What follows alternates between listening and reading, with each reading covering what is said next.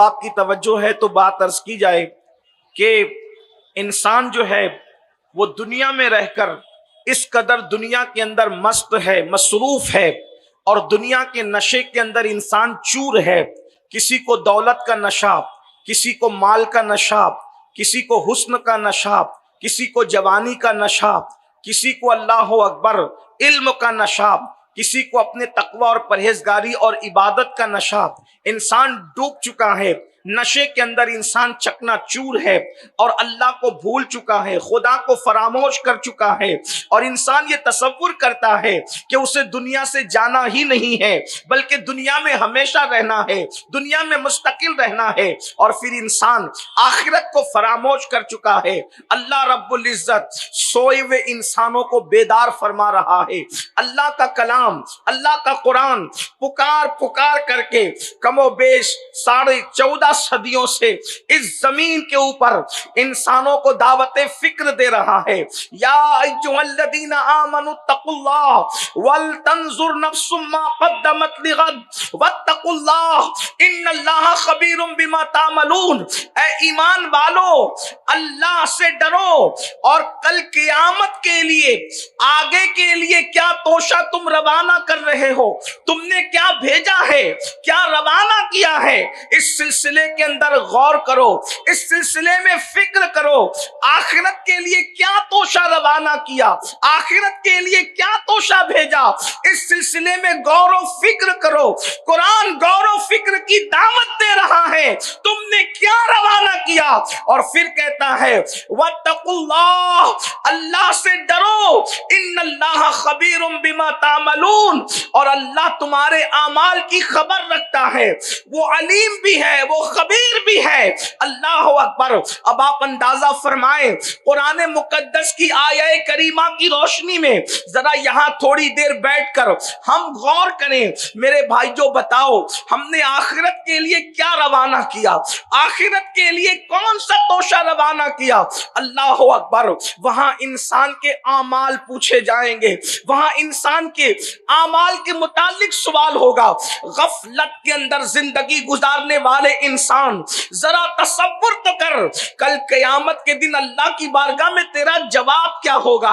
اللہ، اگر انسان سے اس کا باپ ایک ہفتے کا حساب طلب کر لے کہ بتا ہفتے بھر تو نے اپنی زندگی کو کیسے گزارا، ایک انسان اپنے باپ کو جواب دینے کی طاقت نہیں رکھتا۔ اندازہ تو کریں، اے انسان تیرے اعمال کیسے ہیں، تیری راتیں کیسی ہے، تیرا دل کیسا ہے، اللہ اکبر، تیری صبح و شام کیسی ہے۔ تو اپنے باپ کو ہفتے بھر کا حساب نہیں دے سکتا اپنے اعمال کے حوالے سے، اپنے پیر و مرشد کو جواب نہیں دے سکتا اپنے اعمال کے حوالے سے۔ انسان ذرا تصور تو کر، وہ قادر و قیوم خدا، وہ قہار و جبار، جب تجھ سے تیرے اعمال کے بارے میں پوچھے گا، قرآن کہتا ہے اَيَحْسَبُ الْإِنسَانُ أَن يُتْرَكَ سُدًى، کیا انسان یہ تصور کرتا ہے کہ اس سے حساب نہیں لیا جائے گا؟ نہیں، حساب لیا جائے گا۔ اللہ جن سے چاہے گا ان سب سے حساب لے گا، اور کس شان سے لے گا؟ فَمَن يَعْمَلْ مِثْقَالَ ذَرَّةٍ خَيْرًا يَرَهُ وَمَن يَعْمَلْ مِثْقَالَ ذَرَّةٍ شَرًّا يَرَهُ۔ ایک ذرے کے برابر نیکی کی ہوگی، اللہ وہ بھی دکھائے گا۔ ایک ذرے کے برابر بدی کی ہوگی، ذرہ، قرآن ذرہ فرما رہا ہے، ذرہ۔ اندازہ تو کریں، ہم ایک کھجور ہاتھ میں لیتے ہیں، وہ کتنے کروڑوں ذرات سے بنی ہوتی ہے۔ ہم اللہ اکبر ایک چھوٹی سی گٹلی ہاتھ میں لیتے ہیں، وہ کتنے کروڑوں ذرات سے بنی ہوتی ہے۔ قرآن کہہ رہا ہے ذرے کے برابر نیکی کی ہوگی، اللہ تمہیں وہ بھی دکھائے گا۔ تم نے کیا کیا تھا دکھائے گا۔ تھوڑا یہاں دکھانے پر تصور کریں، تھوڑا سا غور فرمائیں۔ اللہ اکبر۔ اللہ پاک ارشاد فرما رہا ہے یرا، اللہ تمہیں دکھائے گا۔ تھوڑی دیر کے لیے ذرا غور کریں، اگر اتنے بڑے مجمع میں کسی بندے کو کھڑا کیا جائے، عبداللہ کھڑے ہو اور حضور سیدی خالد میاں کے سامنے اور اتنے بڑے مجمع کے سامنے، یہ اللہ والوں کے علماء مشائخ کے سامنے کہا جائے عبداللہ کھڑے ہو، تو نے کل رات چوری کی تھی، تو وہ اس کی کیفیت کیا ہوگی؟ وہ کوشش کرے گا جھٹلانے کی، وہ کوشش کرے گا کچھ کہنے کی، وہ کوشش کرے گا باتیں بنانے کی، مگر اللہ کے بندو سوچو، اگر چوری کرتے ہوئے اس کی ویڈیو بنا لی جائے اور ویڈیو بنانے کے بعد اس کو کچھ نہ کہا جائے اور اسکرین کے پردے پر چوری کرتا ہوا منظر دکھایا جائے کہ کس طریقے سے عبداللہ چوری کر رہا تھا، سوچو اس کی شرمندگی کا حال کیا ہوگا؟ کیا وہ انکار کر سکے گا؟ اللہ اکبر! کیا وہ باتیں بنا سکے گا؟ کیا وہ گفتگو کر سکے گا؟ اور پھر سوچو اس کی ذلت کا عالم کیا ہوگا؟ اندازہ کرو میرے آقا صلی اللہ علیہ وآلہ وسلم کے دیوانوں، قرآن کہہ رہا ہے فَمَن يَعْمَلْ مِثْقَالَ ذَرَّةٍ خَيْرًا يَرَهُ وَمَن يَعْمَلْ مِثْقَالَ ذَرَّةٍ شَرًّا يَرَهُ، ذرے برابر نیکی کی ہوگی اللہ وہ بھی دکھائے گا، اور جو گناہ کیا ہوگا اللہ وہ بھی دکھائے گا۔ اس کی حقیقی کیفیت کیا ہے یہ تو میدان محشر میں پتا چلے گا، لیکن ایک تصور تو قائم کریں۔ اللہ اکبر! راتوں کو زنا کے اڈوں کو آباد کرنے والوں، اگر وہی کیفیت رہی کہ انسان کے جرائم کے مناظر اسکرین پر چلائے جیسے جاتے ہیں، قدرت کے کیمرے میں جو گناہ کرتے ہوئے تمہارے مناظر قید کیے جا رہے ہیں، اگر اس کو اللہ اکبر اس غیور قہار و جبار نے میدان محشر کے اندر چلا دیا اور اپنی شان کے مطابق اس کو اوپن کر دیا، تو سوچو وہاں انسان کی ذلت کا عالم کیا ہوگا، انسان کی رسوائی کا عالم کیا ہوگا؟ ذرا کبھی غور تو کیا ہوتا؟ قرآن کہہ رہا ہے آخرت کے لیے کیا بھیجا؟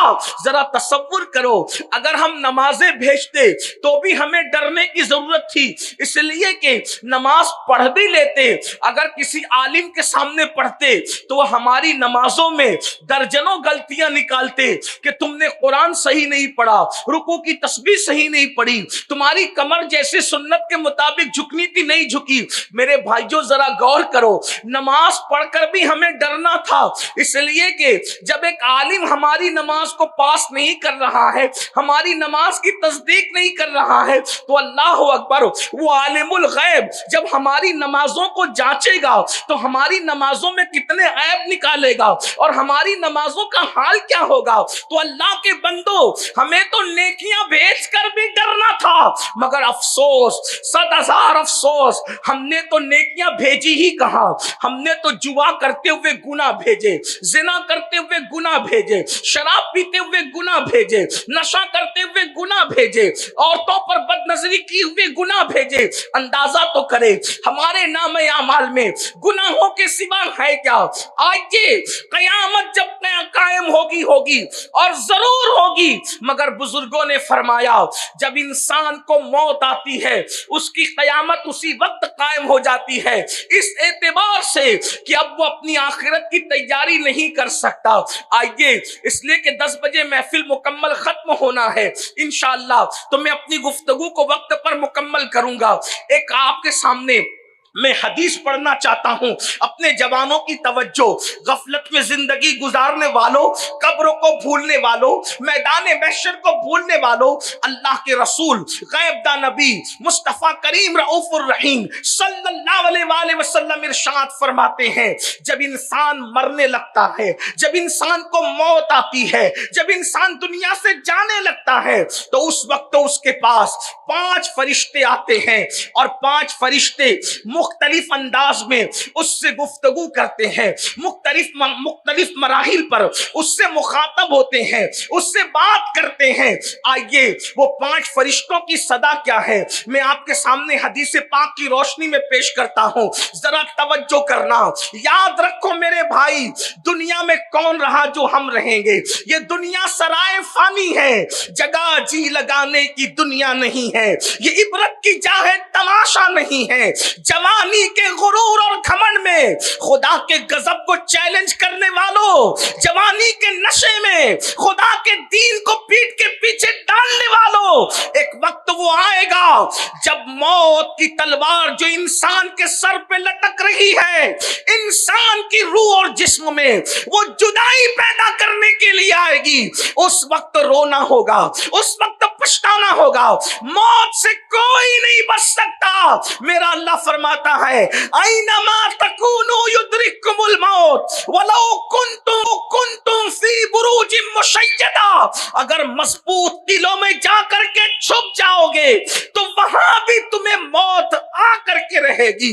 اللہ اکبر، موت نے آنا ہے، ہم نے آخرت کو بھلا دیا، آخرت کو فراموش کیا، اسی لیے گناہ پر جری ہو گئے، جھوٹ بولتے ہیں، جھوٹ کو گناہ بھی نہیں سمجھتے، جرائم کرتے ہیں، جرائم کو گناہ بھی نہیں سمجھتے۔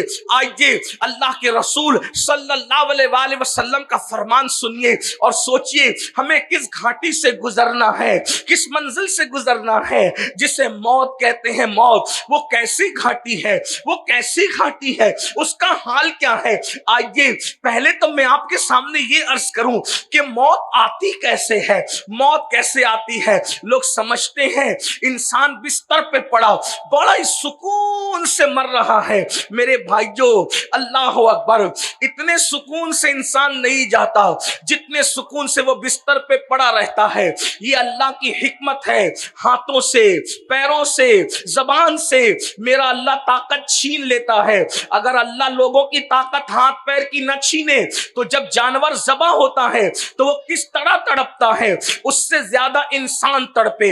حدیث پاک کا مفہوم ہے اگر انسان کی طاقت نہ چھینی جائے مرتے وقت تو انسان جنگلوں میں پاگلوں کی طرح پھرتا رہے، دوڑتا پھرے۔ انسان کی کیفیت یہ ہو، آؤ ذرا جس گھاٹی سے گزرنا ہے جسے موت کہتے ہیں، مسلمان ہو کر بھی دین کو پیٹ کے پیچھے ڈالا ہے، مسلمان ہو کر بھی اللہ کے دین کو بھلا دیا ہے، مسلمان ہو کر بھی آخرت کو فراموش کر دیا ہے۔ آؤ آؤ، اللہ اکبر۔ حضرت سیدنا عبداللہ ابن عمرو ابن عاص رضی اللہ تعالی عنہما ارشاد فرماتے ہیں کہ میں نے اپنے والد حضرت عمرو ابن عاص سے پوچھا، بابا یہ بتائیں کہ انسان کو جب موت آتی ہے تو موت کے وقت اس کی کیفیت کیا ہوتی ہے؟ تو حضرت عمرو ابن عاص فرماتے ہیں اللہ اکبر، جیسے انسان زمین اور آسمان کو سمیٹ کر انسان کے سینے پہ رکھ دیا جائے تو کتنا بوجھ محسوس ہوگا، اس طرح کا بوجھ انسان کو موت کے وقت محسوس ہوتا ہے۔ عمرو ابن عاص ارشاد فرماتے ہیں اللہ اکبر، میرے بیٹے عبداللہ، جب انسان کو موت آتی ہے تو یوں لگتا ہے کہ جیسے وہ ناک سے سانس نہیں لے رہا ہے بلکہ سوئی کے ناکے سے سانس لے رہا ہے۔ انسان کی کیفیت یہ ہوتی ہے۔ اور پھر فرماتے ہیں میرے بیٹے عبداللہ، تو موت کی کیفیت پوچھ رہا ہے، اگر کسی انسان کے پیٹ میں ببول کا درخت اگا دیا جائے اور اس کو نیچے سے کوئی طاقتور انسان کھینچے تو اس وقت انسان کی کیفیت کیا ہوگی؟ اسی طرح انسان کے جسم کی کیفیت ہوتی ہے۔ کتنی بڑی گھاٹی سے گزرنا ہے، کانوں میں ایئر فون لگا کر گانوں سے جھومنے والوں، اللہ کے خوف میں رونے کی بجائے ہیرو ہیروئن کی جدائی کے مناظر دیکھ کے رونے والوں، اپنی موت کو یاد کر کے، موت کی تکلیف کو یاد کر کے اللہ کے خوف سے آنسو بہانے کی بجائے ڈراموں کو دیکھ کر رونے والوں، کبھی تصور تو کیا ہوتا یہ وہ حقائق ہیں جس کو فراموش نہیں کیا جا سکتا، یہ وہ حقائق ہیں جن کو بھلایا نہیں جا سکتا۔ اس انداز سے موت آتی ہے۔